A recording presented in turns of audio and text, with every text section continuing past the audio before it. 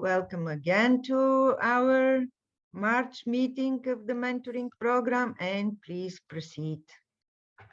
Thank you very much. So good afternoon, good morning. So I wish you are having a nice day.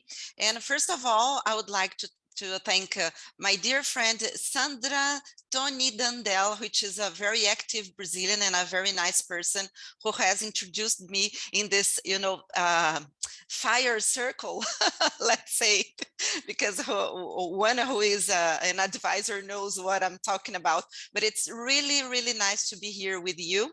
I'm going to share my presentation. Okay, just a minute. As soon as you start seeing me, please just say you can see. Yes, we see. Okay, so I'm going to share my presentation with you. So I'm from the Federal University of Technology, which is based in the state of Paraná. This is the state of Paraná, southern Brazil. We are 13 campus. I am located right here. Okay, this is my location, and this is the whole state of Paraná.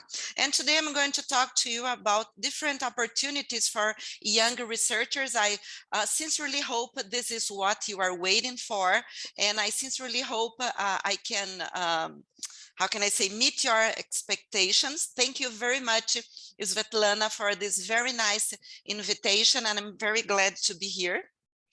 So I suppose this is most of you, so you have just graduated.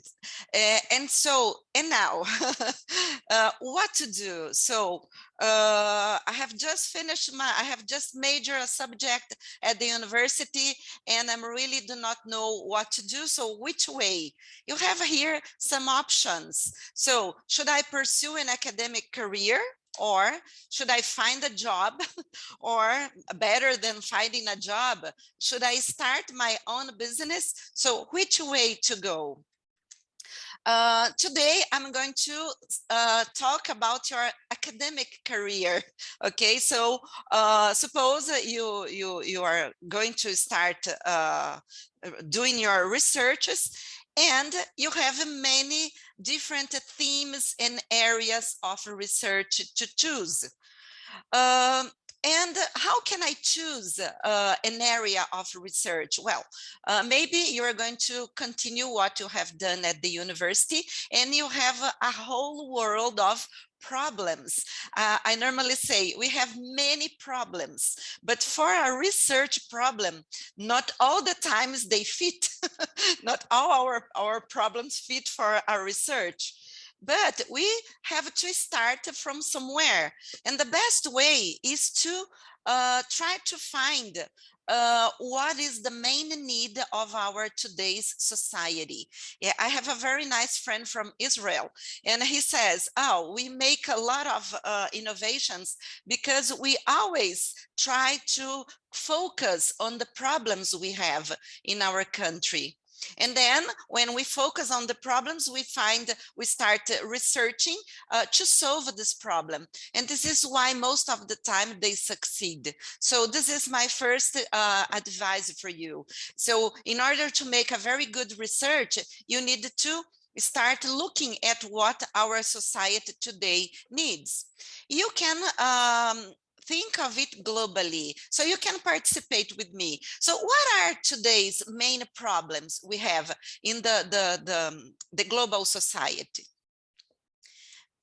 You can open your microphone and tell me, or you, because I cannot read the chat. I'm sorry. So if I you will don't say, inform you about the chat if there is something for you.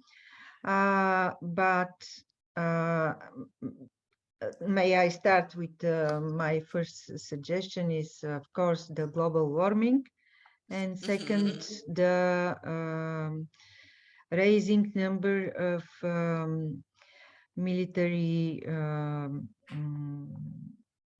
problems that we have all over the world, and recently in Ukraine. I will talk a bit later and a bit more about that.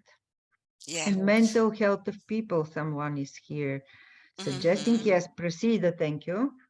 Thank you. Mental health of people. Yeah, and so we have many problems worldwide. And what about specifically in your place, in your country?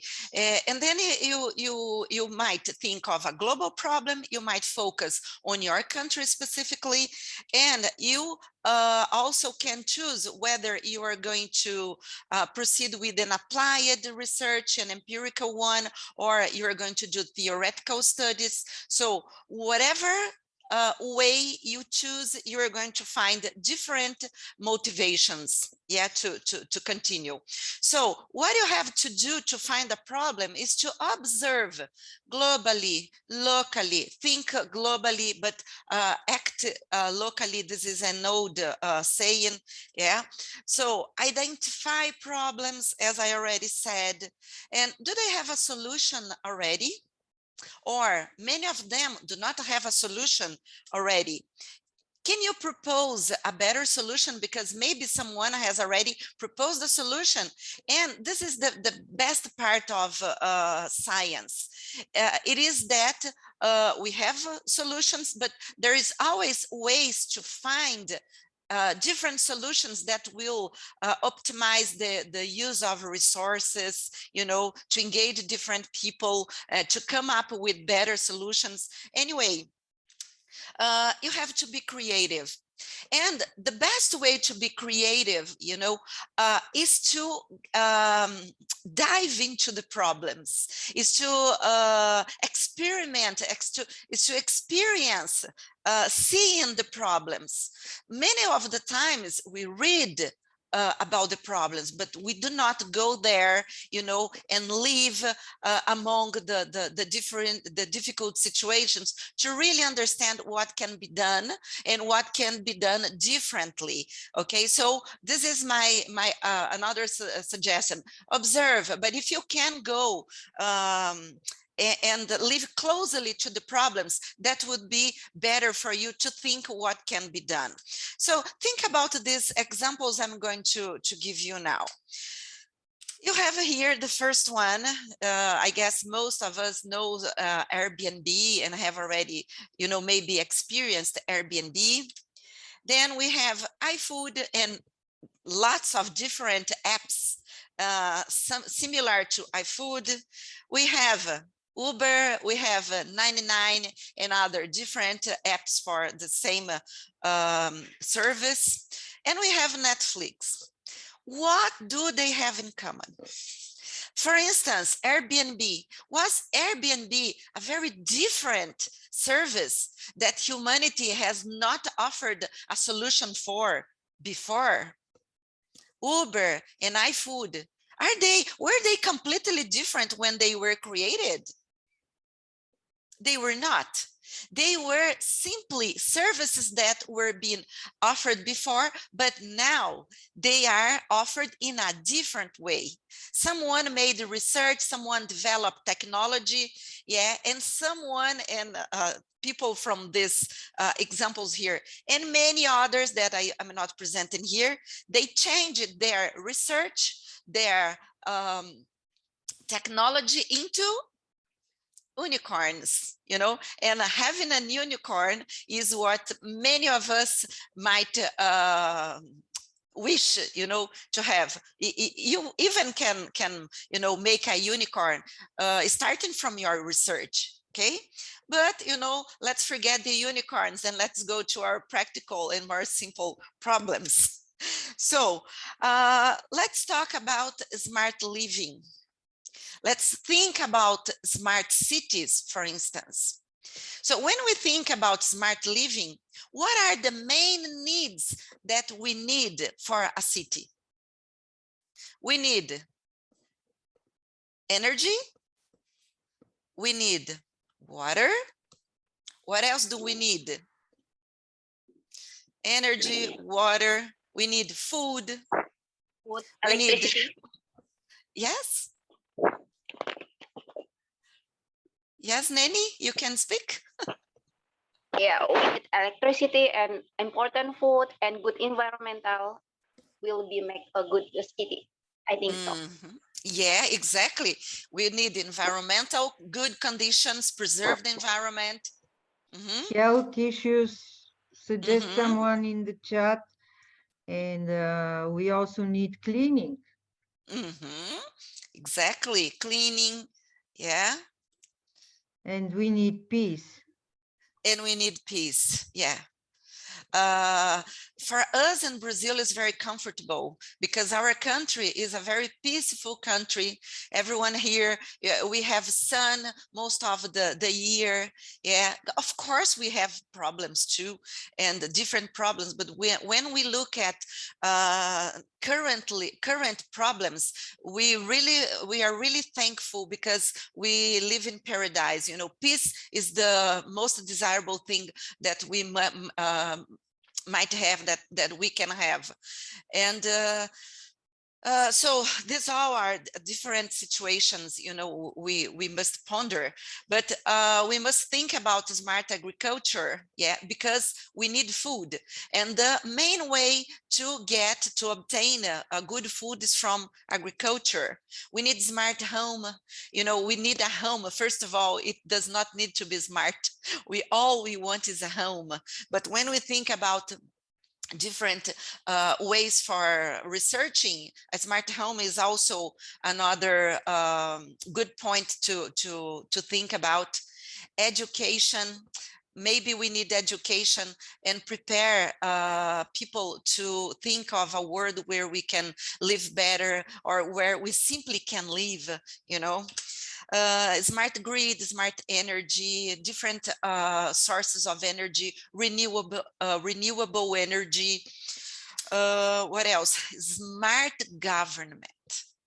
Okay, we need to have a smart government to really think what we really need, what are our real needs, you know. Okay, smart health. We need also smart mobility, and smart mobility does not only imply we have good cars, you know, electric cars.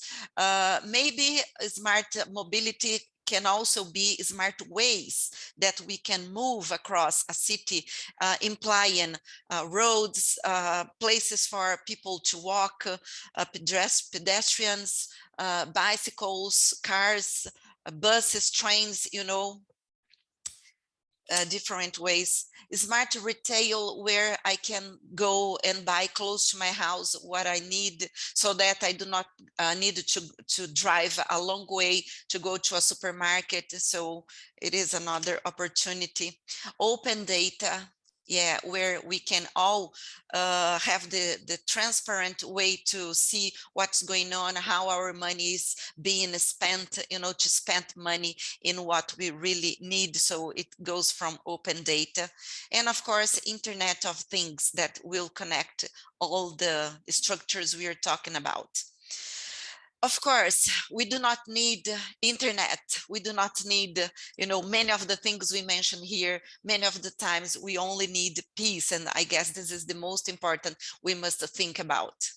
And but when we start thinking, where should I go, where should I drive my research to, you have all these options that you can start from somewhere. And all these options that I showed you here, they can also open how can I say, a broad horizon of opportunities. When we think, for instance, about smart health, there is, you know, a thousand options where you can choose to go from this way to start researching. Um, dear Svetlana, if you want to read the chat for me, because I cannot read.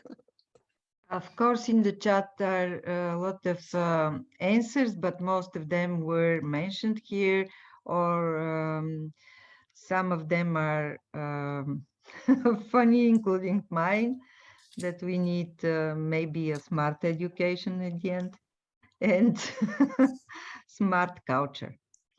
And maybe also Andy suggests that we have a smart leader finally, at least one. Yeah, And we need exactly. love, says Yazid. All we Yes. need is love. Yes. Okay. It's fun, you know, because I have a topic here at the post-graduation program, which is smart cities. And I said, we need smart cities, but what we have is dumb cities, so let's make what we can do with it right now. Okay, only to say that it's fun sometimes to think about it, because when we look at the humankind, you know, specific humankind, we think, oh, there's not smart at all. Okay, so, and these other things concerning the living, you know, people living, and we can go specifically to the industry, you know. So at the industry nowadays, the so-called industry 4.0, now there are some people speaking about industry 5.0. Oh my God, 6.0. Okay, and they continue increasing the numbers, and we are still, oh my God. What can I do? So when we talk about industry 4.0, we are mentioning, you know, robots that can be created, that can help in the industrialization, Internet of Things that will connect to everything else, simulation, cybersecurity, system integration, cloud computing, 3D printing, big data, augmented reality. So a universe of possibility for young researchers. I must say that despite I'm mentioning all these technologies and I'm really into technologies, I still prefer not to think about industry 4.0, but I still prefer to think of all these technologies applied to a better way of living. Yeah, because when we, not that I'm against the industries at all, but when we think that we need jobs, okay, we are losing jobs with all the technology innovations, which of course they are very important and very nice for society. We still need people, we still have people that need education, that need food, that need jobs, and many of the things. So I still think that our problems when we think about a smart living is still food, energy, water, and house, and education, health, of course. And this is the basic of what we need. And with a very good education, we can, you know, really teach people how to preserve the environment, the city where we live, how to be nice with people. So these are the basic needs for today's societies, in my opinion. And when we look at this picture here, yeah, what are the things that most draws your attention? Because it might summarize our future society in 10 years. Not so future, you know, the future is now. So you can speak or you can write. So what are the main aspects? And then if Svetlana, please could read for me the chat. Technology-driven future is the only comment in the chat for now. But another one that we are supervised, and for me it's a bit too how to say, too much technology in there. Too much for nothing human in there. Yeah, exactly. So you have here only the initial user registration. Okay, not even a user. Yeah, exactly. And that's why it is very important, this man-centric or human-centric studies, you know, because we have too much technicentric studies. When you look at this image here, you see that the future always will depend on cloud computing, cloud computing, IoT, transportation, yeah, and yeah, communication, net communication. And you here, you are born as a data donor. You know, you are born as a data donor and you will die as a data donor. want you or not. So it is very difficult not to donate data today. You know, it's really hard. But this is some of the ways you can go. But maybe you don't like all of these technologies and things like that. Then you can choose other ways. You can go to business, you can go to economics, you know. They are very, I guess they are very important areas of study, because what we need today in the world, I have been talking to my students since a long time ago, we need leadership. When you look at the world in a, how can I say, in a cosmo view of the world in terms of leadership, do we have leaders nowadays? Where are our leaders taking us today? Do we like the path they choose for us? Do you like the path our leaders are choosing for us today? Of course, certainly we do not. And then this is where young researchers might think, you are not only a young researcher, you are someone who can change your world. Maybe you cannot change the whole world, but you can change your own world. If you can change the life of a few people, you are doing something very important and something really good. And maybe many of you that are that is very worried about the world, maybe you can make little changes, and this will be a very good situation for all of us. And maybe you do not like also to study business, economics. Then maybe you can study sociology, psychology, so needed nowadays. Yeah. So where is our society going to in 20 years? How are we going to be happier? I don't know.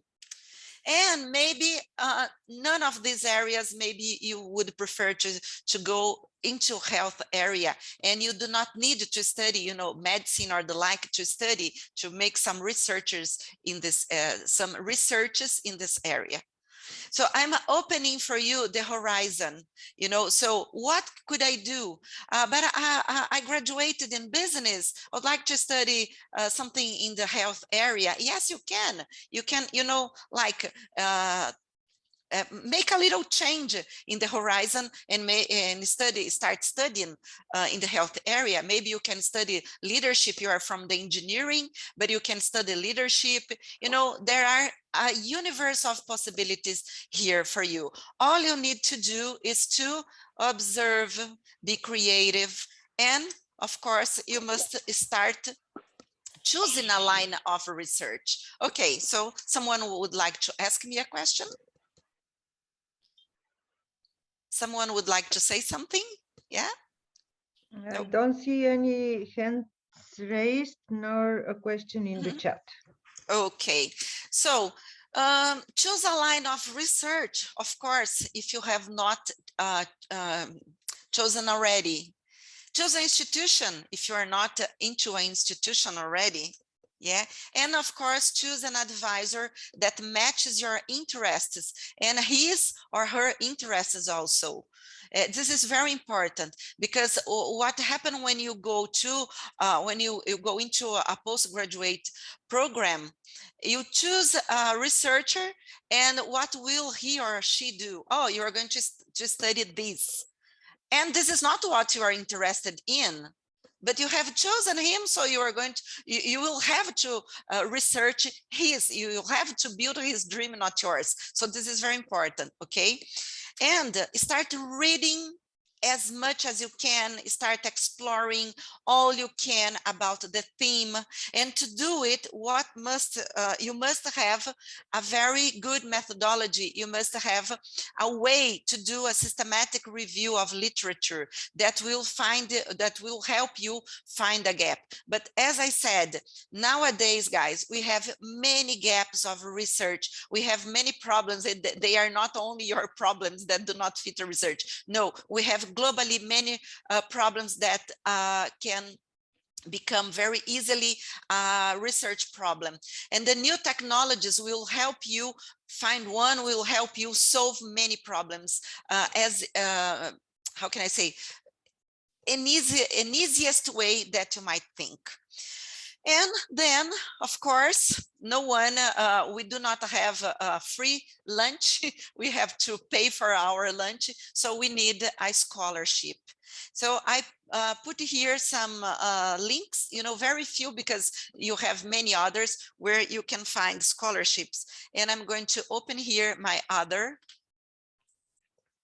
Okay, so here, just a minute. Okay, so here you have a list of scholarships, grants, and fellowships for international students. You have to visit the website to find one. Okay, so you have here in Berlin, top international scholarships for women and so on, German, Australia, and so on.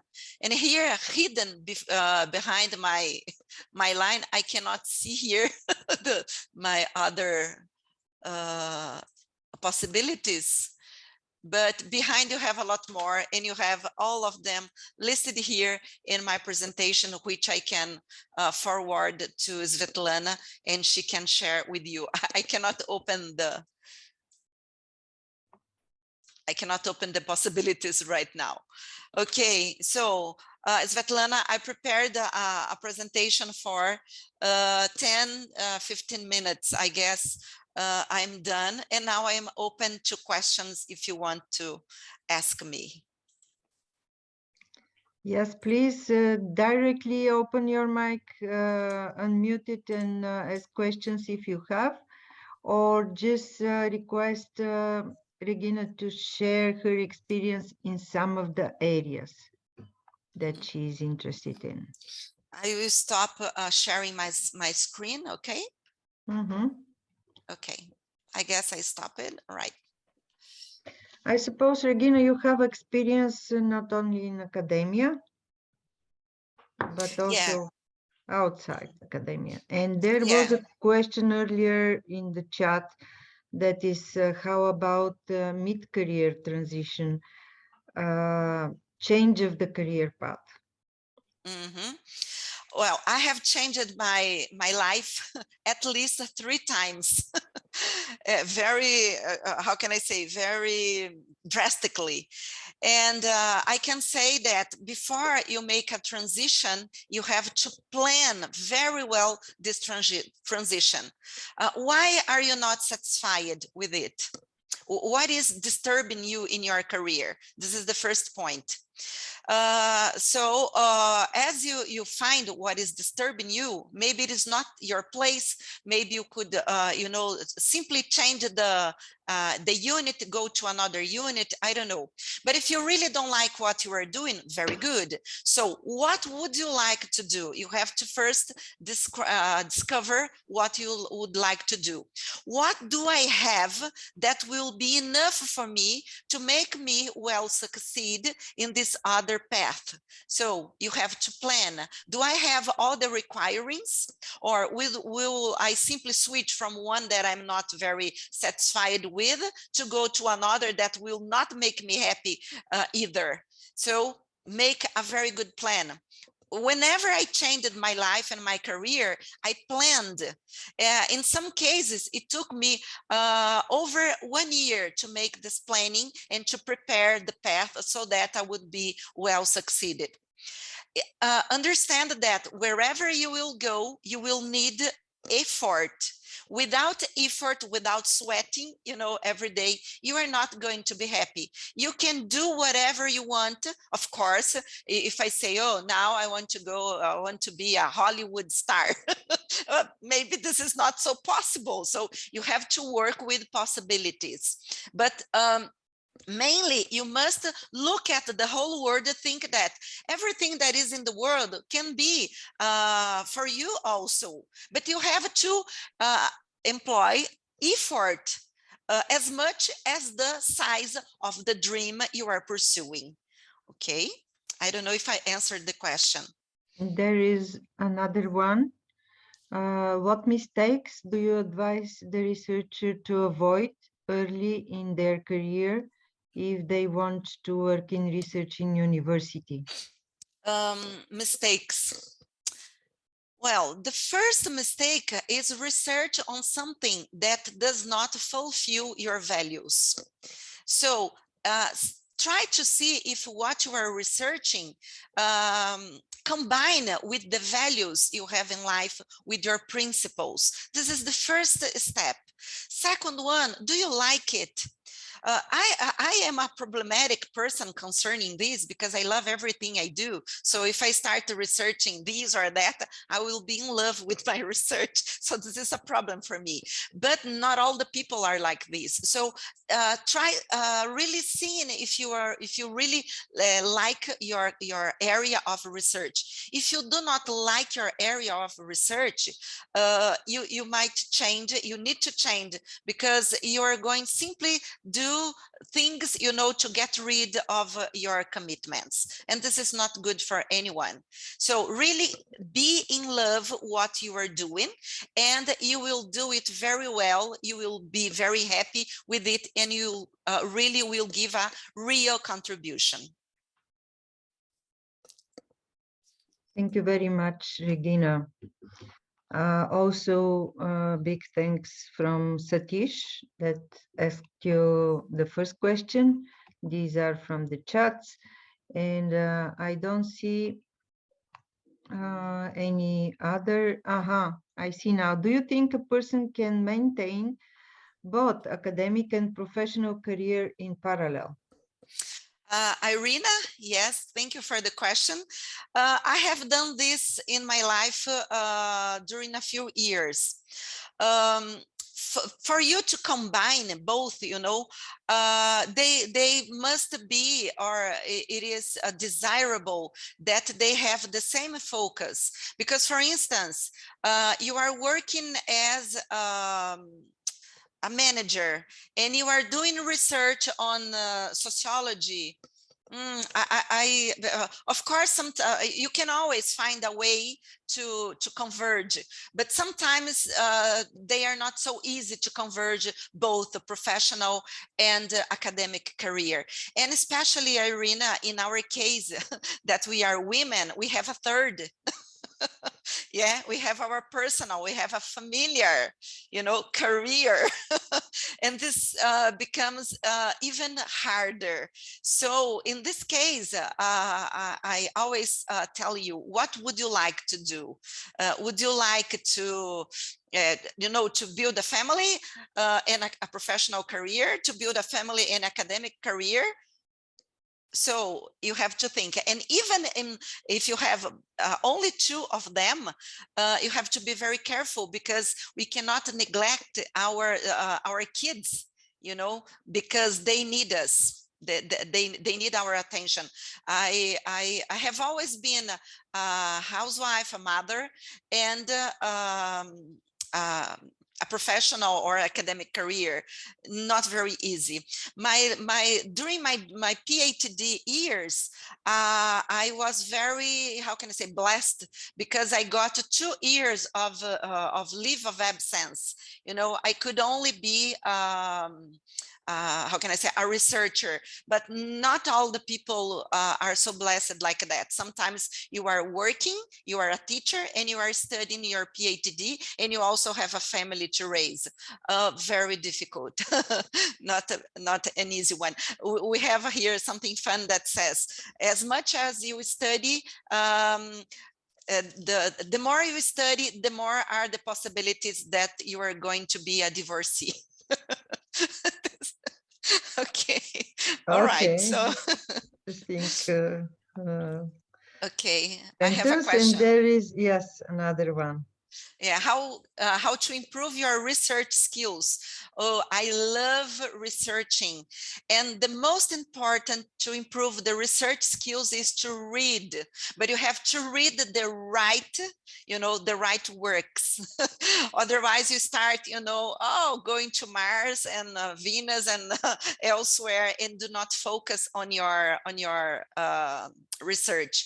So if to be a skilled researcher, you must be, you know, the best one in your area of research. And Sandra knows when I say that. I say, if you want to be, you know, a reference in the world, you have to be a good researcher. To be a good researcher, you need to research well. And I can teach you in other opportunity how to, you know, research well, because it is concerned about my methodology, and I do not feel comfortable talking about it right now. Okay, we will invite you next time, or after few of the meetings, depending on your availability, to talk about methodology. I But have for here now, there another. is another question. Yes. Yes. What has been my biggest challenge in my career? My biggest challenge, guys, was exactly the fact that I was a mother of 3 nice boys, and I was all the time, you know, divided, because I wanted to do something. But first of all, you need to take care of your kids, because raising kids is the most important thing in the universe. Yeah, because if you raise good kids, you will have a good life. We will have better world. And sometimes they were sick, you know, and I needed to get my things apart and take care of them. So this has been the most challenge. All the rest, guys, being a woman, I see, oh, being a woman is difficult. It is not. You go there, you do research, you publish an article, and you make, you know, and you say for the man, oh, this is me. I'm sorry, I'm doing it. Okay. So 2 more questions. how do we differ between independent researcher and affiliate researcher? I'm not sure if I understood this question, but being affiliate researcher, which is my case, it is of course much easier, because here, since I am a professor at a postgraduate program, I have less classes, and I can dedicate more time to research. And of course, I am able to, how can I say, to have some research projects, and then I can have my PhD students, master students, undergraduate students working on such projects. So I guess it is easier, you know, for an affiliate researcher, if this is the question. But guys, not being affiliate does not mean you cannot succeed. No, certainly it is not so comfortable, but you can do it. I have friends that are not affiliated to a governmental institution, and they make better research than me, okay? How to build a research collaboration with an industrial researcher. Well, this is not an easy issue, but normally here at our university, I can say that we are blessed, because we are in constant relation with the industries. You need to research what they need, you know. And what happens is that in at the university, our come outs, you know, our outputs, they will take longer, and at the industry they want them in 6 months, 1 year. This is the hard problem. But you can work anyway. You can have a project, you can have your students doing researches for the industry, and you'll be a coordinator of the program. So in this way you can solve problems easily. Yeah, but you need to go there and see what the problems are. Technical visits are the best to establish this contact. Thank you very much, Regina. I don't see any other questions for now, and maybe you are interested to continue to stay with us until the rest of the meeting. And actually, I wanted right now I see something in the chat from Proceda. Can you share some best practices of making an interdisciplinary switch in our career? From technology to medicine, for instance. Okay. I have in my group, as I said before, my research group is on technology transfer management. Okay. Then when I finished my PhD, I started on smart cities. And now we have students in our group researching on smart agriculture, smart healthcare, what else? Smart cities, platforms for technology transfer. So we have lots of different insights in our group. What you have to do is select a topic which you like. So do you like health? And you are, for instance, graduated in business. So how can you research in health? Maybe you can study data, you know, quality, data quality in health. Maybe you can study health management structures. I don't know, but find a link. There is always a gap where you can study. And then you can study, start studying lots, reading a lot about this topic and publishing on this topic. For instance, I have a colleague and he is graduated in information technology. And nowadays he publishes and he gives workshops on smart healthcare. Only to tell you. So is it possible? Yes, it is. And especially concerning health, we have a problem here in Brazil, of course. I can tell you more about Brazil, that we have the medical doctors. They do not want to do research on their area. And they have a very rich field to make research, but they don't want because it does not pay.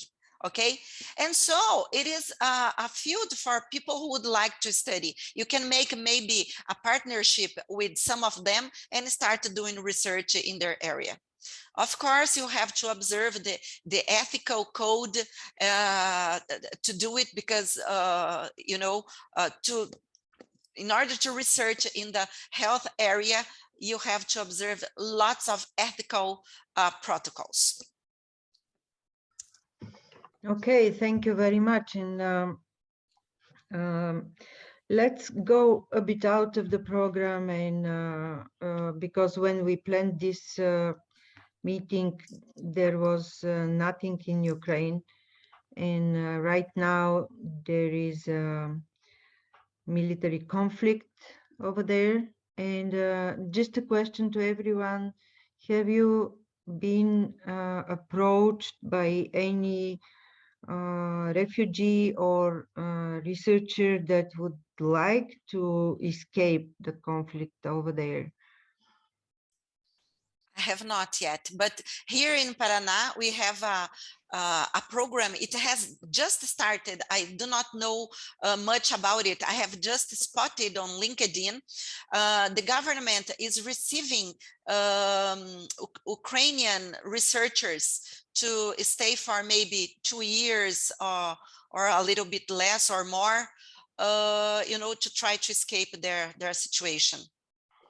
Having in mind that right now mostly female researchers can escape because all the male are engaged with their military obligations, but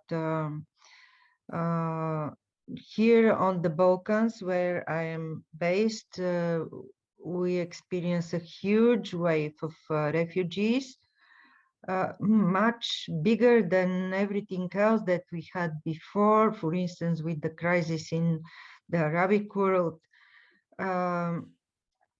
Maybe because we are not a neighboring country to Ukraine, but because traditionally with this area we have very good connections, and also there are areas in Ukraine that are populated with people with Bulgarian roots. So they try to escape, especially the female with children. And right now we have, for our small country, kind of more than 100,000, not like in Poland, of course. Poland is much first of all, the country is bigger, but second they are thing, it is a closer. border country, Yeah. and the wave to Poland is much bigger than ours.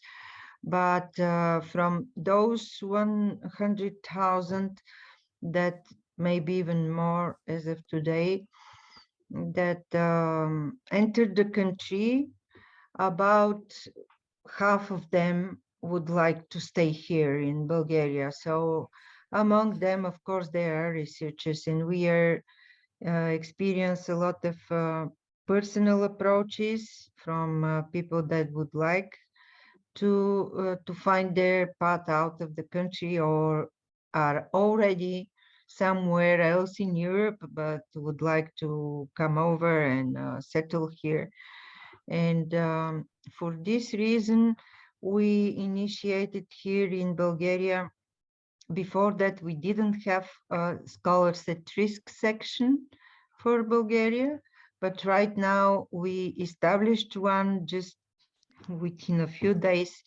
And my university is actually the host of this SAR section. So if you have any questions or you would like to support somehow, you have the opportunity to communicate with me on these issues. Also, we have, let me put in the chat,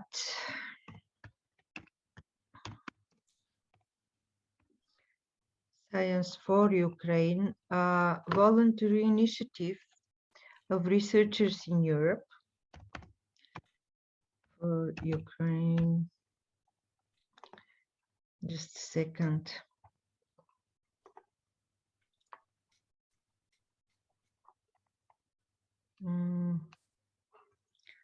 Of course, it opens the Twitter account, but let's try another way.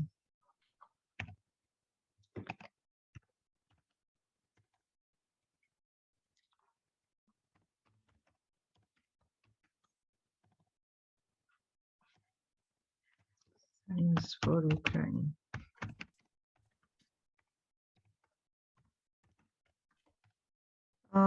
This is an initiative of researchers, not only Ukrainians, who created this map and also a database of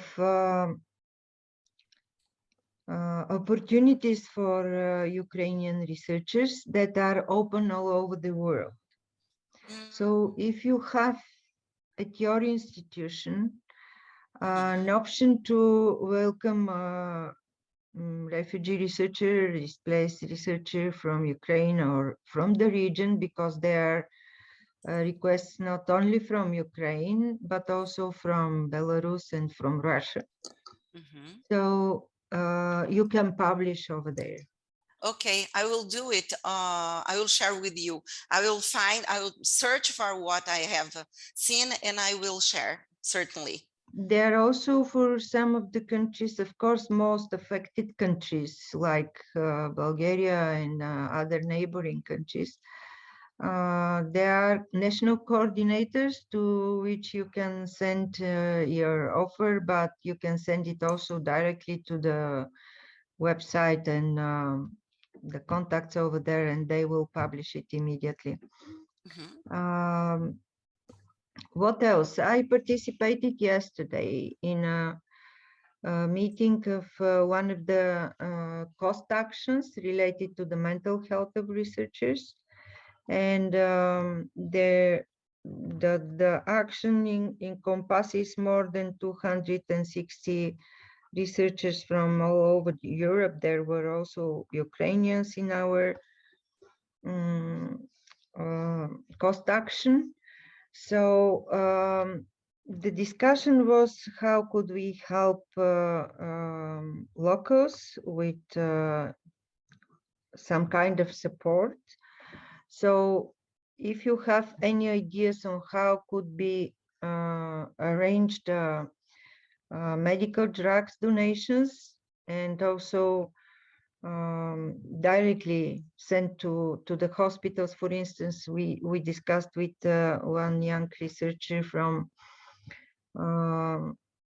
in psychology who works for the emergency hospital in Lvov in Ukraine, that is in the west part and close to the border, and that a lot of people that come from the eastern part of Ukraine actually pass through this city, and they stop over there just to be treated for some injuries or something like that, and they continue their way to the border with Poland.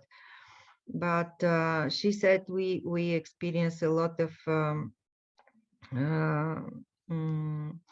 they miss a lot of medicines, and they miss help. I mean, help from professionals, even an online help like opening a chat with someone that needs to discuss different type of shocks, different type of distress and things like that. If you have any ideas and if you think on these issues, the same initiative Science for Ukraine can help. Just forward this to me, and I will communicate with people over there, and we'll put you in direct contact with the hospital. What else? Here on European level, we prepare, as you know, EURAXESS is a formal European network, and we prepare actually section on the European portal, but most important, we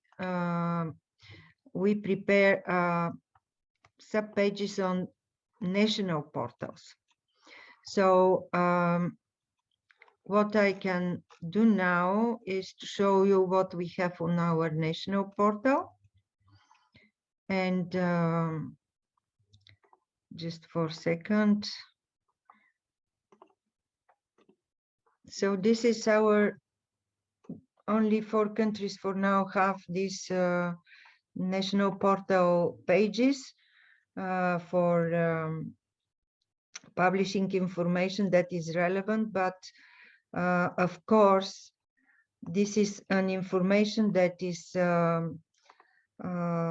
available on internet, and it's much more suitable to watch and to read and to get information from it by visiting the website when you use a laptop or a computer, desktop computer. But most of the people on the during their escape, they have only mobile phones, so more or less they are not that easily accessing this information. So what we need to do is to spread in social media and in other kind of Twitter, especially for Twitter. This abbreviation comes from Twitter account of this initiative.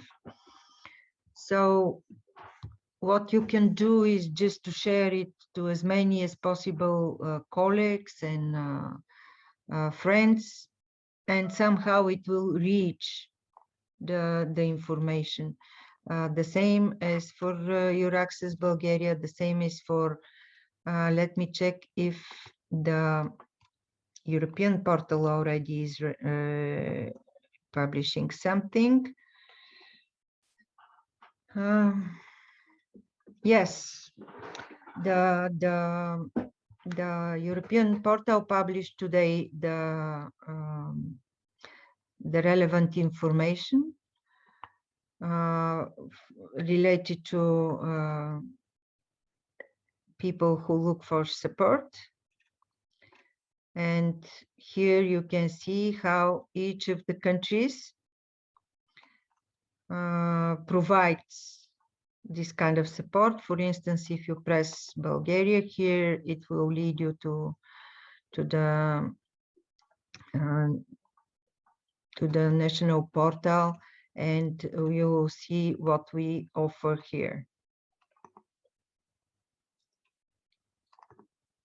So in any case of let me see in the chat.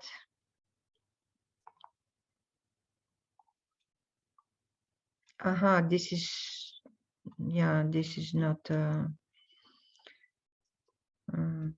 related.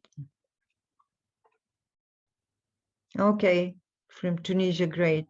Thank you very much. Thank you very much, Rafik. Do not forget that Tunisia is the most recent country that joined EURAXESS network.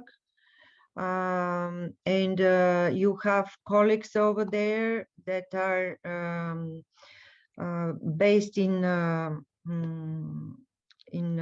Tunisia, and that can help you in spreading information and also sending some support. What else? Okay, I think we exceeded the time of the meeting. It's only 1 hour, unfortunately, and we didn't have time this time.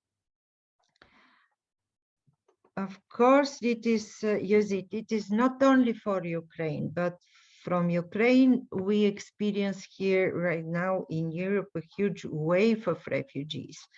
That's why it is so urgent to do something here in Europe in order to spread. Let me tell you in numbers, and you see what I mean. In numbers, there are about 80,000 researchers in Ukraine and university teachers. 80,000. Let's say half of them will stay there because they're male or engaged with war, and maybe they don't want to leave their country. 50,000. From 50,000, some of them are still there or somewhere on the route. But even if we imagine that only 26,000, only half of them, 25,000 of them, come here in Europe, escaping the military actions in there, what will happen? We do not have enough organizations to host them all.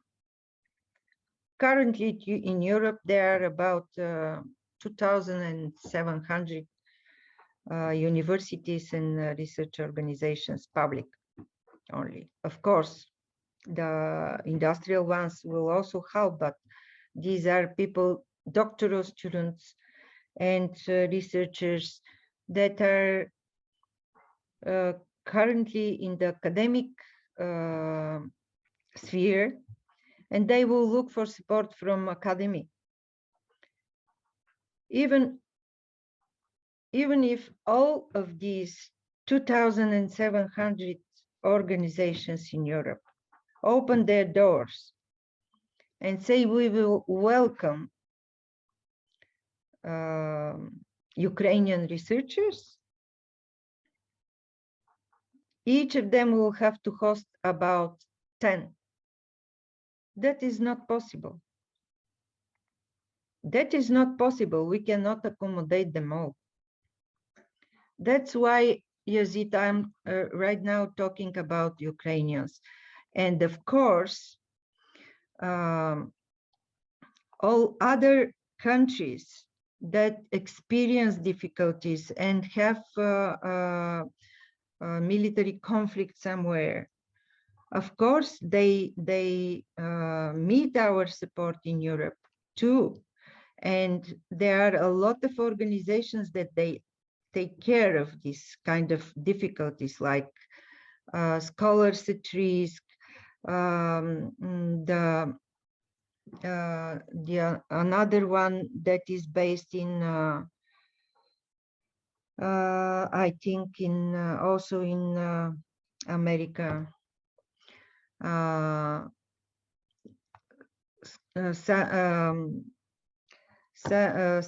science, but scholar rescue fund. They also finance escaping people from military regions. And if you're interested, I can share regularly also on the news section of the mentoring program, publishing of these organizations, what is possible, what they do, where you can look for support or advise someone that needs such support. But currently, the biggest wave is from Ukrainians. That's why we are taking care of something that is coming every day to our